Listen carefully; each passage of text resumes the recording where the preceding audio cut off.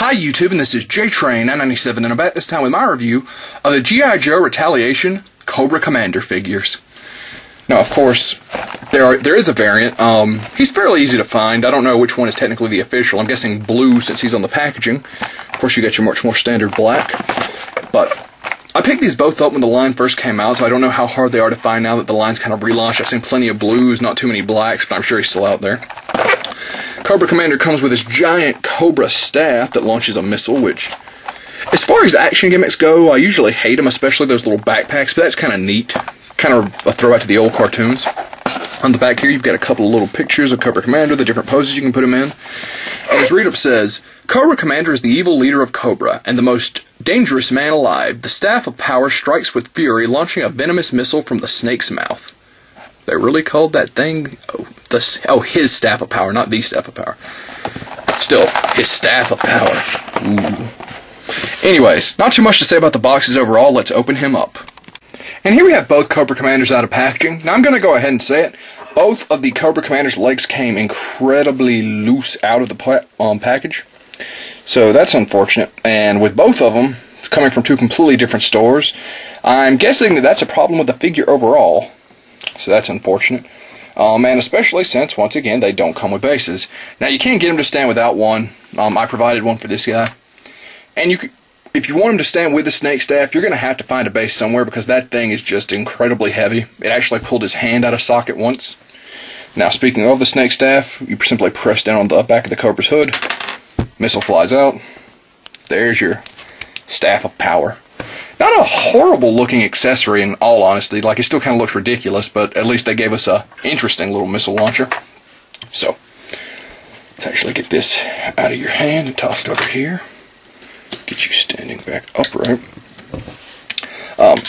Now where did his other gun go? He comes with this pistol, well, this rifle, machine gun, whatever. As you can see here, it's a nice little design. At least they didn't paint it some stupid goofy color. And this sidearm, which is crammed down in this holster pretty good. It's kind of a futuristic handgun. I don't know if this is reused or something, or is this the first time we've got it. I really hate these legs are so loose. I'll put that in his hand real quick. Oh, and the staff is going to stretch your hands out a little bit, so better to pick which hand you want it in and leave it there if you're an adult collector. Now, as far as his articulation, Cobra Commander does left and right at the head. Actually can do a full 360. I thought the helmet would hinder it, but it doesn't. He does have his main ab joint, but the way his straps are, you pretty much can't do anything with them. Arms will do a full 360. Of course, go out. Bend and spin at the elbow. And spin at the wrist. No hinge. Legs, once again, very, very, very, very loose. I'm not helping by moving them around so much, but still forward, back, and out. Single joint at the knee, and absolutely no ankle joint. So, limited articulation on Cobra Commander, which is really unfortunate. You know, main villain of the movie, you would think they would find him as worthy as the ninjas to get full articulation, but no.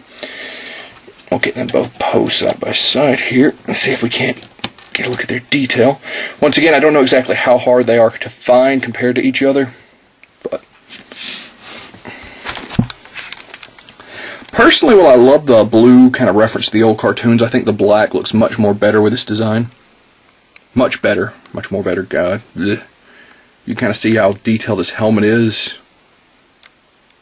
Really digging his outfit. Far superior to the Rise of Cobra Commander, which, speaking of the devil, right over here.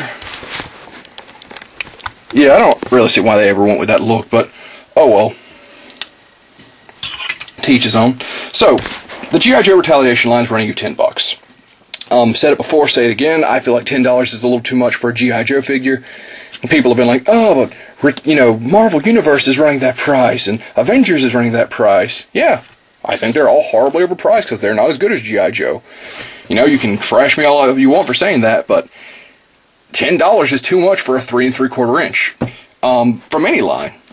You know, I was happy paying $8. I was skeptical when I started paying $9, $10. They're kind of starting to tick me off because that's been really recent price hikes. Now, G.I. Joe fans, we need our little plastic crack. You know, we're junkies when it comes down to it. So, Cobra Commander, obviously, adults are going to want him, kids are going to want him. For adults, you grab him, you put him on your shelf, he'll look fine, you know, stand him in front of your Cobra Forces. If you're somebody who gets into more intricate poses, you might be a little bit pissed off with his range of movement.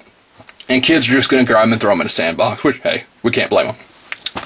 So that being said, I hope we get a better Cobra Commander in the future, but till then, this'll do. And that being said, this is JTrain997, and I'll see you soon, YouTube.